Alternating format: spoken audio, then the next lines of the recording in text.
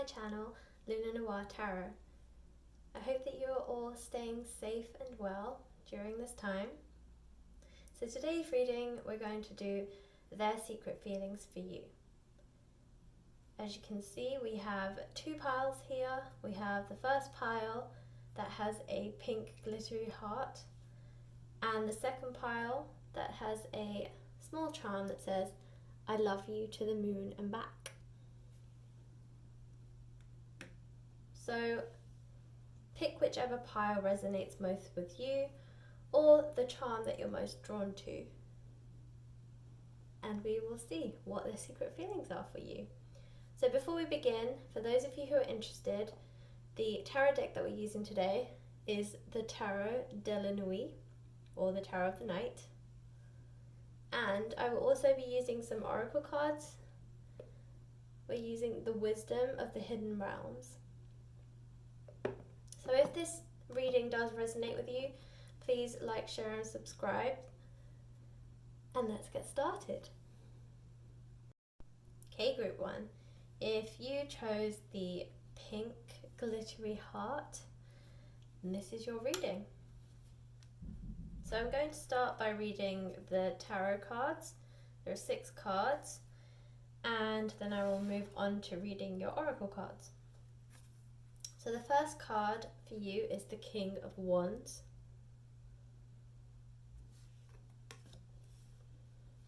The next card is the Nine of Pentacles.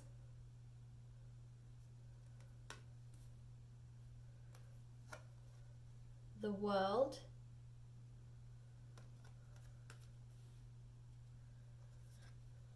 The Six of Cups. The Three of Wands.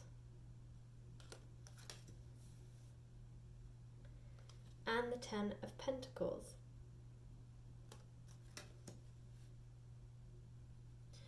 Okay, group 1. So straight away I get the sense that this person that you're interested in is a very distant person. They hold their cards very close to their chest.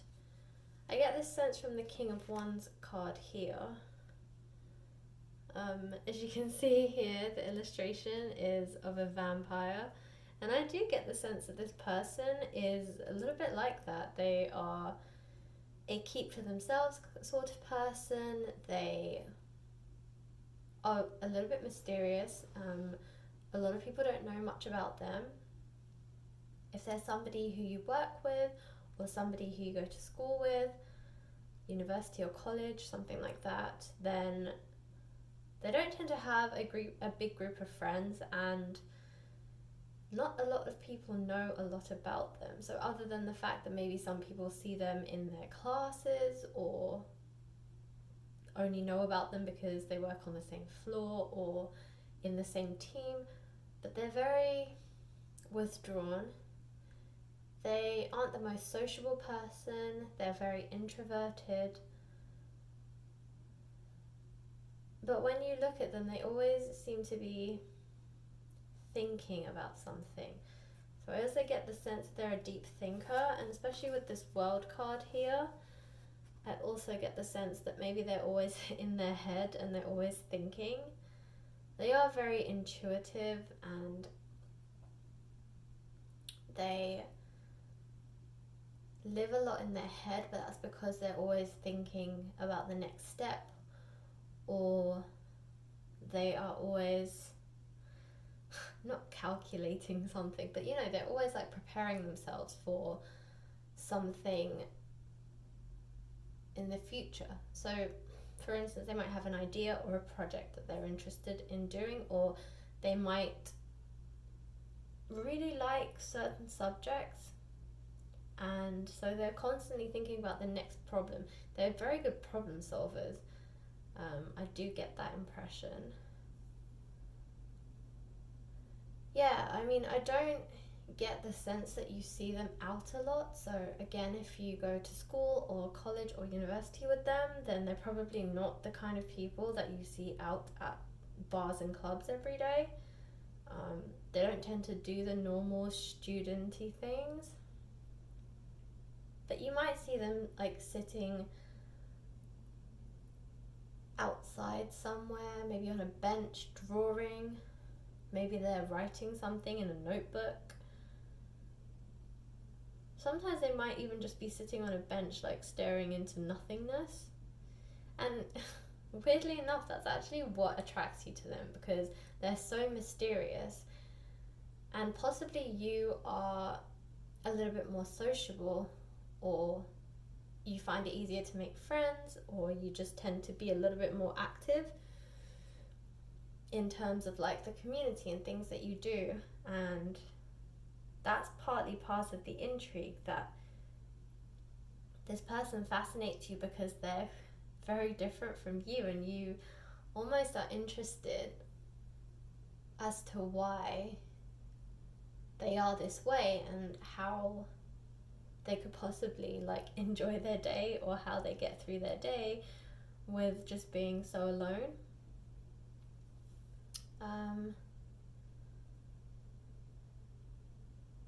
So yeah, I do get that sort of mysterious vibe from them.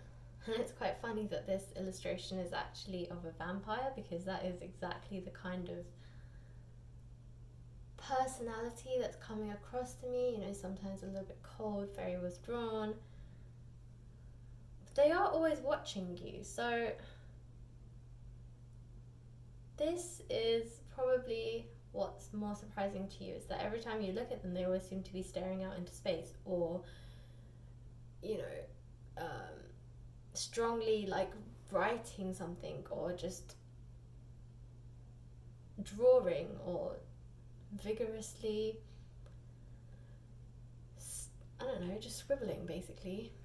Or they're reading. They might have their face in a book all the time. And well, one, it's probably quite fascinating how somebody can read as much as this person, but also you think that they're constantly like distracted because they are, as I said, looking out into space, or reading a book, or, you know, doing doodling, or whatever they're doing. And you always get the sense every time you look at them, they're never noticing you. And you might even purposely like walk past them, and then walk past them again, and then walk past them again. And you're just wondering, why is this person, like, does this person not even notice anyone else? And in some ways, I kind of get the sense that because of this like lack of, or at least you thinking that they're not looking, and their lack of attention kind of sometimes makes them come across as a little bit arrogant, or maybe they have a bit of an ego, that they feel that they're so important that they can't even notice anyone else in the world. And maybe at times when they're not looking at you, or you think they're not looking at you, that it frustrates you a little bit, like, why are they not paying attention? Like, literally this person never gets their face or their nose out of this book, like, what's wrong with them? But actually, they are looking over the pages of the book. They actually notice you walking past every single time. They've noticed you before. They're just not very obvious about it. So that's one of their secret feelings. Like, they very much have noticed you, even though you frustratingly think that they haven't. They have, and they do notice you, and they've seen you before, and they know that you exist. And they see you walking past numerous times, and they notice that you are both at the same place at the same time. And yeah, none of it goes unnoticed. They are noticing everything, but they're just not very obvious about it. So for you, you probably feel like they're just never noticing you, and they always have their face in a book. But if anything, they use their book as a disguise so that they can hide their face, and every time you look, they almost side-eye you. So they're looking down at the book, but they're like side-eyeing you, and then the moment they think you're going to look at them, they look back down at the book. It's a very easy way for them to be able to admire you without being obvious about it, because if they have to look up to look at you, then they probably can't look down fast enough, and then you might notice them looking. So if they can keep their head down and focused in a book and then kind of side eye you, then they can move their eyes quickly and it just looks like they're reading again. And they don't even necessarily have to be like fully looking at the book. I mean, if they have their head down from afar, you probably think they're still reading, when actually they're just looking at you because they're side-eyeing you. So yeah, just be aware of that, because this person's a little bit crafty in the way that they're looking at you and the way that they're noticing you. So don't be alarmed if it feels like this person isn't paying attention, because they definitely are, and they do see you. They're just not being very obvious about it. And with the Six of Cups here, I get the sense that they're very self-conscious. So, you know, it might also be that even though they notice you walking past them and they notice that you're in the same place at the same time, they still have a like self-confidence issue and the self-esteem issue, that they feel that even though you are around them, they probably don't even feel like you would be interested in them, because when they see you, you're very different in personality to them. So as I said, you're probably a little bit more sociable, you like to be active, you like to get involved with things. So even if this is a work situation, you know, you might be the person that's constantly like, yeah, let's, like, constantly encouraging things, like, let's do this in the office, or you might be coming up with ideas to like integrate the office. And so you seem like such a social bunny compared to them, where they're just like a hermit sat at their desk. And, you know, because you're so sociable, you come across as sociable to them, they probably think you'd never notice a hermit like them. But I think they fail to realize is that if everyone else is sociable and they're the hermit, they are going to stand out more than they think they actually do. But I do get the sense that they're very self-conscious. They do like you, but they're afraid that you would never be interested in them because they are so different in personality to you.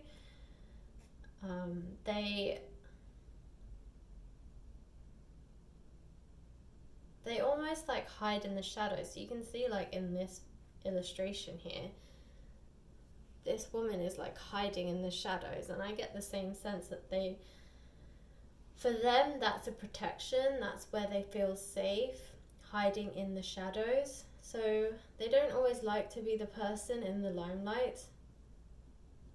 And so again, they're watching you from afar. I really get this strong sense of like stalking. So maybe they like look at your social media. Maybe they like ask around. So maybe it's worth like inquiring, because like maybe there's people around your office or your school or college, university, or wherever you know this person from. If it's someone, you know, a friend of a friend or whatever, like maybe try and inquire and see if like they've been asking about you, because I get the sense that this person is like quietly stalking you, but you just don't know about it. I definitely get a very strong sense that they are checking out your social media. So maybe that's something to be aware of with like the posts that you make and stuff. But I mean, by no means change who you are. Like, continue to post what you're posting and just be confident in you, because they're attracted to you as you are. And if you change anything, they'll notice, and they just like you for you. And I think part of it is also because you come across them as so confident, like they almost look up to you as like an inspiration. So part of me feels that they also want to get to know you, because they actually want to understand, and they're just fascinated, just like you're fascinated by their distance and their mystery. They're fascinated by you and like how you can be so open, because they almost envy you in that sense. Like, they wish they could be more open. They wish that they could be a lot more open with their feelings and share their feelings and not have to hide away so much. And yeah, they really like that about you, and they wish that they could have the same confidence that you do and the same ability to just say what they feel and not worry about being judged. They have, with the Ten of Pentacles here, they have a lot of talent. So they might be the creative type. So again, as I said, you probably see them mostly stuck in a book or doodling or writing or something like that. So yeah, they do come across as a very creative sort of person. They have a lot of talent, so it's not just like they're good at one thing. They probably have talents that you don't even know about. So really like unexpected things like painting or, you know, writing, like poetry or something just really random that you would never expect. Or maybe they're really good at like martial arts or something, and you would just be like, wait, what? Like it's just because they are that personality where they're so introverted. Like for you to find out that they do like Zumba or something, or they're like a salsa genius, or they are just really good at like martial arts, or like some black belt in karate or something, and you're like, what? Like that is so random. But because they have all this time to themselves, they really love to learn. They are big, and again it goes back to them being these big thinkers. They love to learn. They're constantly hungry for new knowledge, and that's also why they find you interesting too, because as I said, you're so different to them in personality that you're so fascinating to them, because they want to learn more about you. They want to learn more about this personality type that's completely different to them. And so they are constantly learning. They're constantly reading and just observing people. It's another thing that they like to do, observe people a lot. So that's why they're always observing you. Again, you probably don't notice it because they do it very slyly, but they are observing you. And every time they check out your social media, or every time they side-eye you, they are observing a new thing about you. And this could be a physical trait, it could be a personality trait, but they are constantly examining you. And it's because, and I don't mean this in a creepy way, but it's just because they're so fascinated and they love to learn so many things, and they love to learn about things that they don't necessarily know about. So personalities that are similar to them, they can totally like understand and, you know, sympathize, empathize with them. But with personalities that are very different to them, it's like a new world. So they have to learn everything from scratch, and that's what makes it so exciting. So they're really, really drawn to you. They love your personality differences, and they really just want to like ask you questions. So if you guys are on talking terms, you probably notice that they ask you lots of questions. Some of the questions probably even random. You're like, what kind of a question is that? But it is purely because they are so fascinated by you and your personality. And finally, we have the Three of Wands. Now this is, I get the sense, them wanting to learn more about your personality. This is them looking at you and thinking, I wish I could be like that person, or I wish I had more confidence to be just like that person. Or I think part of them also thinks, I wish I had the confidence so that this person would notice me. Because again, it goes back to this lack of confidence. They really don't believe that you would like somebody like them, especially being so different in personality. Like, they're almost afraid to even tell you about all of these hidden talents that they have, they're like afraid to tell you, oh yeah, I'm a black belt in karate, because they think that you're going to laugh at them, or I write poetry, and they don't want you to think there's some kind of like emotional being that's just like gonna throw their emotions out on the table kind of thing. And they don't want to come across too emotional either, so I think they overcompensate by being so distant and so cold. But yeah, what they really want to do is be just like you, and they want to learn from you, and so they admire you for that reason, and they're strongly drawn to you for that reason too.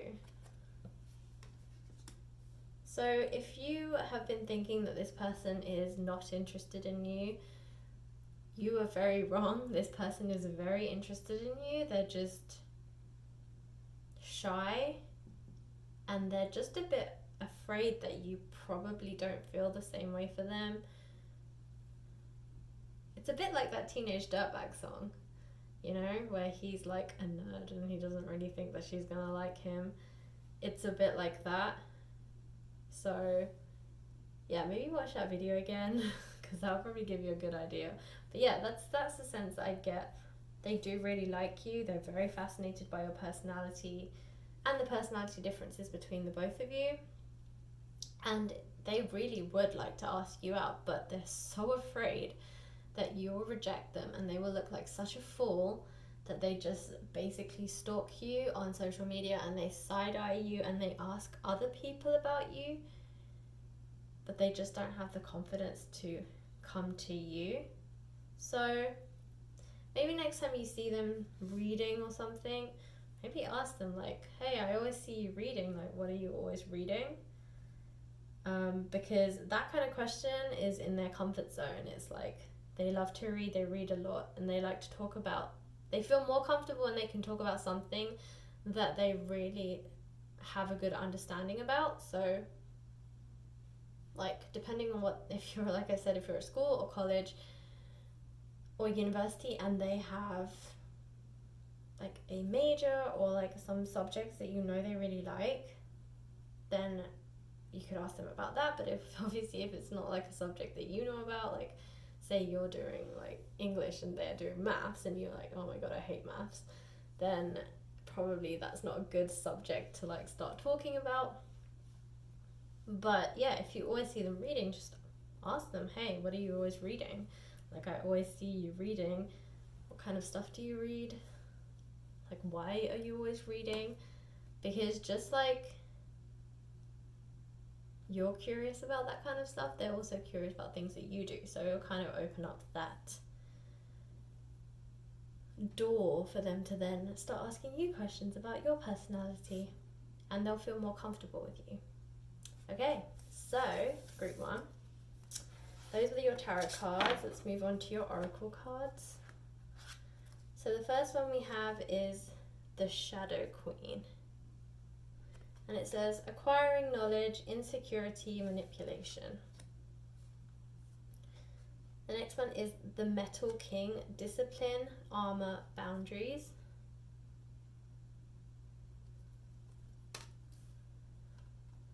So you guys actually got 4. So the next one is the Well Watcher, wisdom and power of the divine.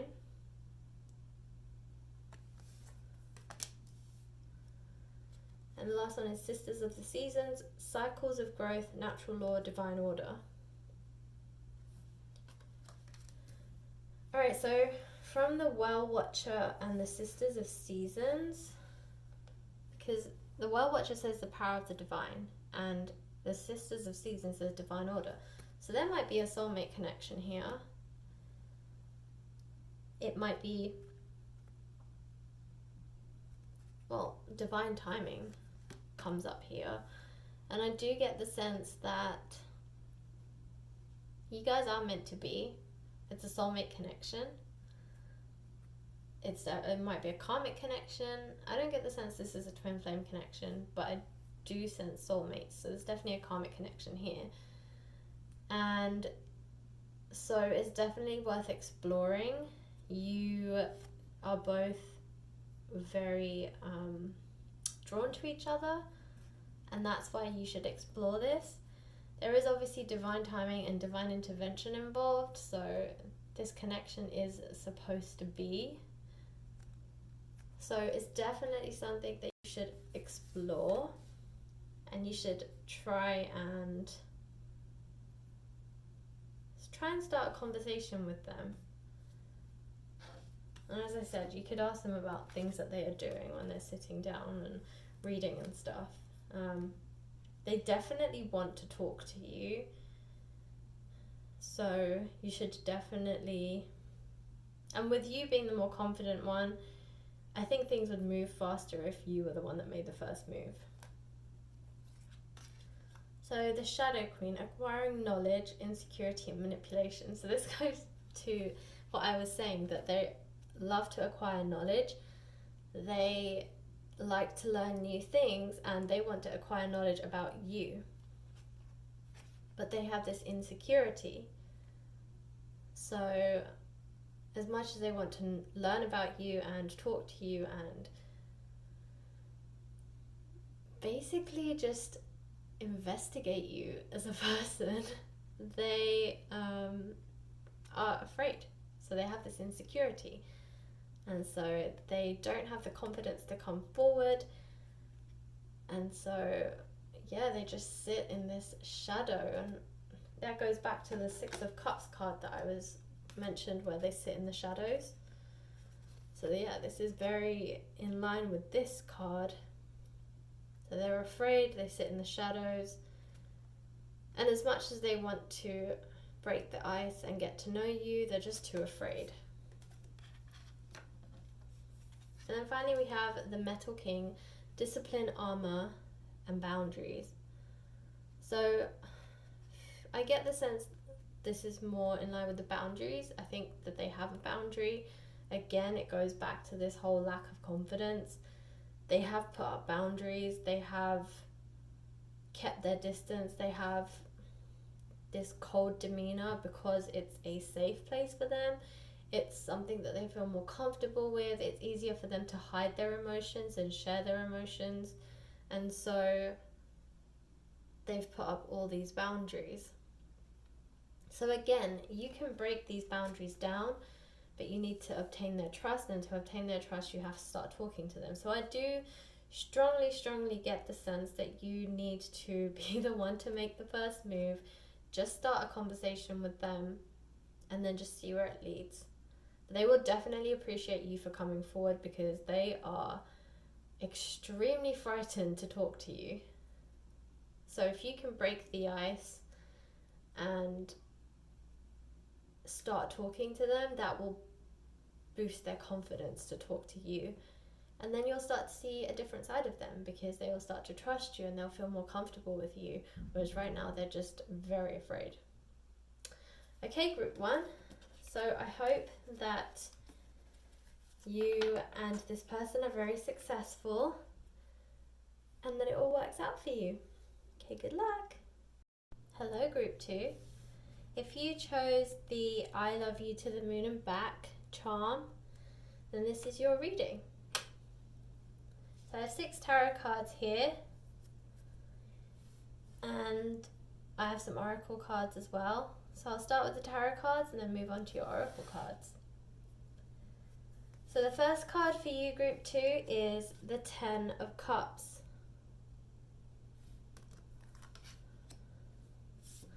The next card we have is the Devil.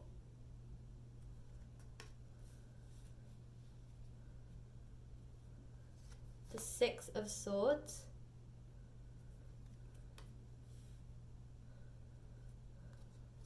Judgment.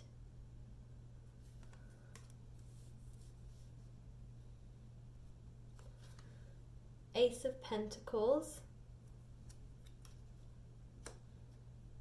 And 7 of Pentacles.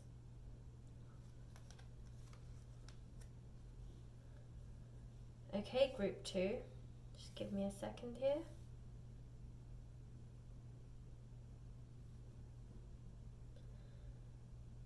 Okay, group 2, I get the sense that this person that you're interested in is possibly in a relationship at the moment.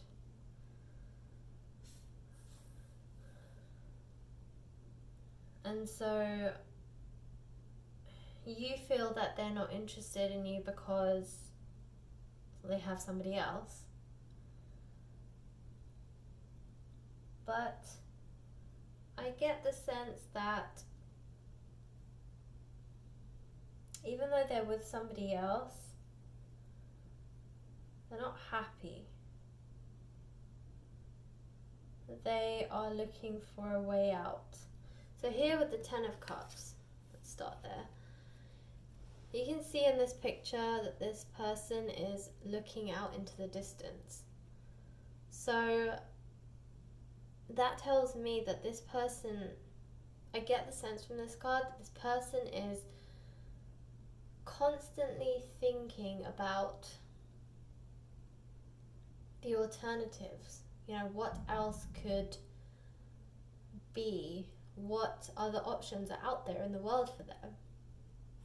These thoughts do occur to them. They do think about these sorts of things. Like, if I wasn't in this relationship with this person, what would my life be? If I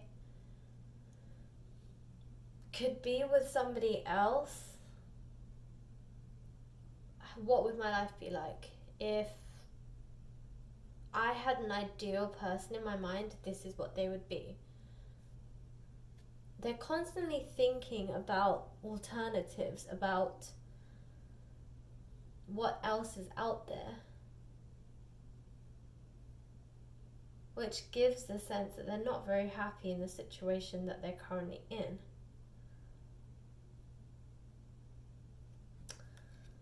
And here with the Ace of Pentacles and the Seven of Pentacles, I get the sense that they have a lot of hidden pain, that they have a lot of feelings that they're hiding, that they keep their pain hidden. This person's a very caring person, and I get the sense that they are afraid to hurt someone, that sometimes by feeling these things they come across as possibly selfish. They do question whether they're being selfish for having these negative thoughts. You know, are they emotionally cheating on their person? Should they be having these thoughts? Should they be thinking about someone else? Not that they have anyone specific in mind, but just that, you know, should they be thinking about somebody else? Just about having another person instead of the person that they're with. It fills them with a lot of guilt, but at the same time it also fills them with a lot of resentment for not necessarily for the person that they're with, but for the situation that they're in. They're very unhappy. They possibly have been unhappy for quite some time. And now they've finally accepted it to themselves that they're unhappy. They're afraid of hurting the other person. They feel that by breaking up with this person, they're being selfish, that they're only considering their own feelings and not the feelings of everyone involved. But then at the same time, they also have thoughts that by staying in this relationship, they are also being selfish, because if you're not truly into this person and then you choose to stay with them, well, that's equally, you know, just as bad, and it's lying to the other person and lying to yourself essentially, and everybody else who sees your relationship and thinks that you are happy when you're actually not.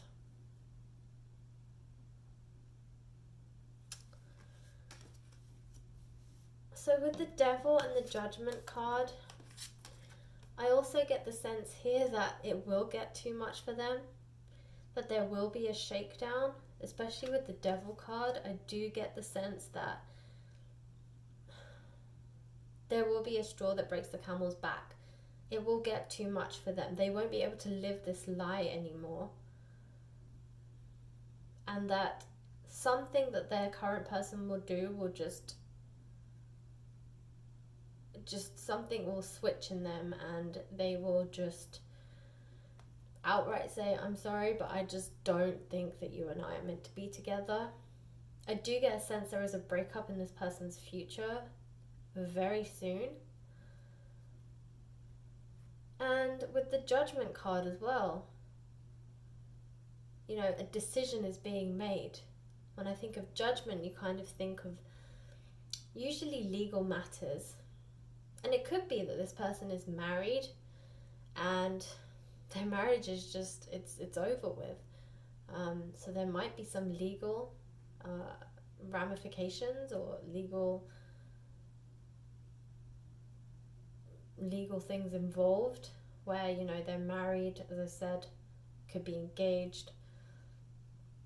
They could be with somebody, but they're in other legal matters, like they bought a house together, so they share a mortgage. Or they have a joint bank account that needs to be severed. Something like that. But a judgment is definitely being made, and I do strongly feel there is a breakup. I do feel that this person can't hold this facade anymore, that they can't keep lying to themselves, lying to the people around them, lying to the person that they're with. They eventually have to be honest and end it.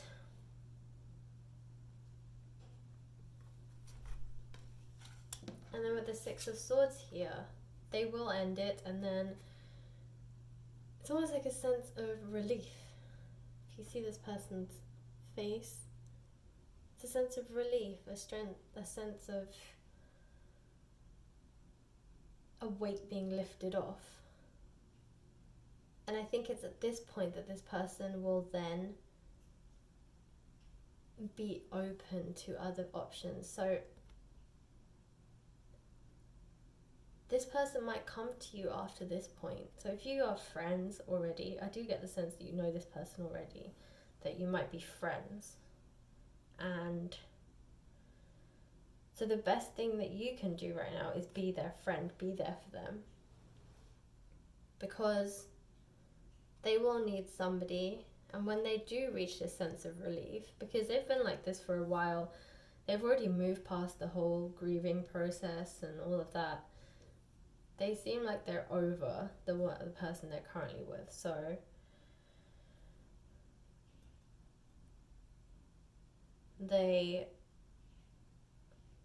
once they're in this mindset where they're in a sense of relief and a sense of finding themselves again and really doing the things that they wanted to do that they felt held back from by being in this previous relationship, they will look to everyone else, even people they've abandoned. So if you are friends and you feel like this person has abandoned you, or there has been a sense of abandonment, or this person hasn't been as close to you, maybe you guys were best friends and then they got into this relationship and they distanced themselves,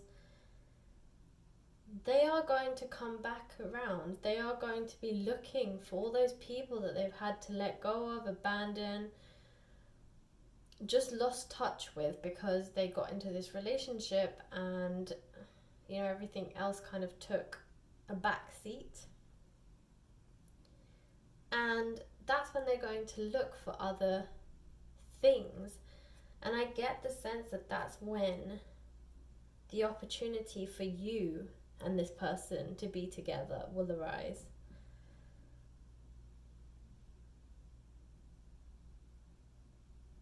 I do feel that this person likes you as a person, you know, but I also get the sense this person hasn't really had a chance to get to know you as well as they could, to really explore your personality. I feel that maybe because of this third party situation, you were pushed aside and they never really got to explore a strong friendship with you, that they like you as a person, but they don't really know you, you know? And again, I feel that, maybe just reach out to them. Just be like, hey, I know it's been a while. Just wanted to check in, see how things are going, especially at this time when we want to make sure that everyone is safe and well. Like, even I have reached out to people that have hurt me in the past, or I've kind of lost touch with. I've reached back out to them and said, hey, you know what? I know we haven't always had the best past, or I know that we haven't always seen eye to eye, or I know that we had a slight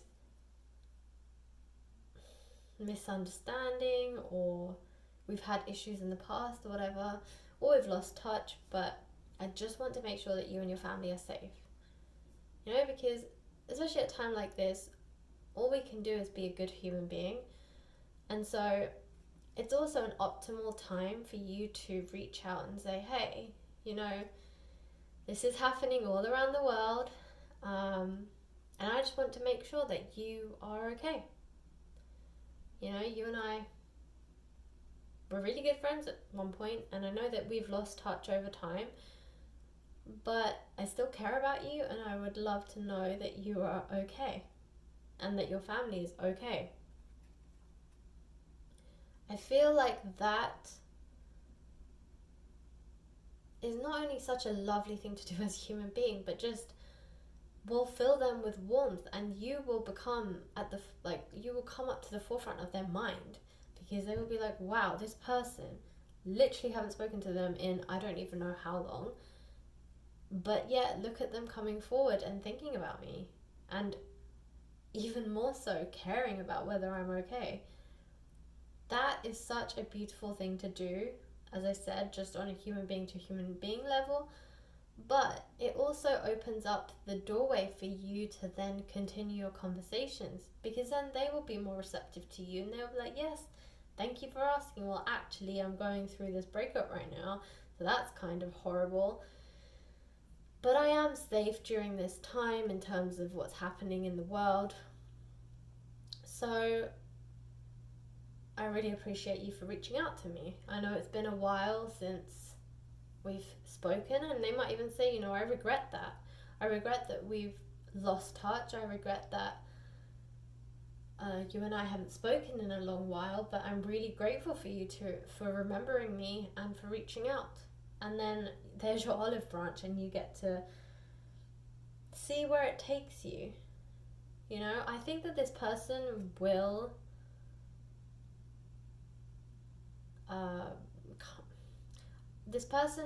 be very open to you once you reach out to them. So it's very much like group one. It's going to take you to take the initiative to actually reach out to them. I said the same thing to group one. It will require you to make the first move, but once you do, you will definitely see quick changes. So I feel like this person, because they've taken so long to get to this breakup stage, and because they've been feeling this way for so long, at least 6 months, I do get the sense that they are already ready to move on. They are already ready to consider somebody else, explore other options. They're not in that phase where they're in this brand new breakup and they still might have mixed emotions with the last person, and that's just like a pot you don't really want to get into. When someone's in that kind of mindset where they're still half in, half out, it's not the healthiest time to get with somebody. But because this person's had the 6 months to get over it, they are basically ready and open right now to explore other things. So that's not to say, jump into a relationship now with them, but explore it. Allow them to explore your personality, to explore all of your great traits, and I'm pretty sure it won't take very long for you guys to get together, Because once they see exactly what your personality is like, they're really going to be drawn to it. They're really going to enjoy you as a person. And yeah, they'll probably get into a relationship quite quickly if that's what you want, because they've already moved on from this other person in the last few months. Okay, group 2. So those were your tarot cards. Let's move on to your oracle cards. Okay, so the first card that we have is the High Lord of Gratitude and Service. So selflessness, humility, and conscious action.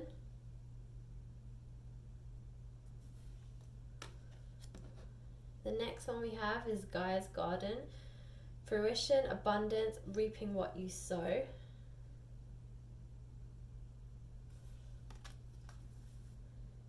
And then the last card we have is the Word Lord, communication, praise, and dishonesty. Okay, so I love these cards because they are very much in line with what I was saying to you regarding your tarot cards. So yeah, the High Lord of Gratitude and Service, selflessness, humility, and conscious action. So this is what I was saying to you about being a good human being, just reaching out to that person and saying, hey, I know it's been a long time. I know that you and I lost touch, but in this time of uncertainty and, you know, just given everything that's going on right now, and with it being also something that's affecting people globally, I just really wanted to reach out and make sure you're okay. And that is a selfless act. That is full of humility, and yeah, I mean, it's a conscious action that you're doing. You know, you're really conscious about the fact that everyone is dealing with this situation differently, and that some people just need to know that there are people out there who care, really. So yeah, this is a great time, and the cards are giving you the same advice. You know, just be really selfless right now, reach out to them, show them a bit of humility, and it's really going to go a long way with them. And then with Gaia's Garden, so again, reaping what you sow. So again, just by being a human being, just by being showing this sense of humility, you will reap what you sow. So you're just being there for that person, and just being, you're not pushing them into anything, you're not forcing them into anything, you're not being a weirdo, you're not like, hey, I really like you, hubba hubba, you know, nothing like that. You're just saying to them, like, hi, remember me, we were friends, like, I know it's been a while, but I just want to see how you're doing, and that's it. But just sowing that small seed is going to reap so many more rewards in the future. So, you know, start here with this humility and this message of selflessness, and it will then sow a seed that will grow into something so much bigger and so much better and fruitful and just wonderful. It will grow a relationship that you never thought was possible before, or this person never really imagined, you know. And then the Word Lord, so communication. So again, yes, so they're all just pretty much saying the same thing. Communicate with a sense of selflessness, and you will reap what you sow.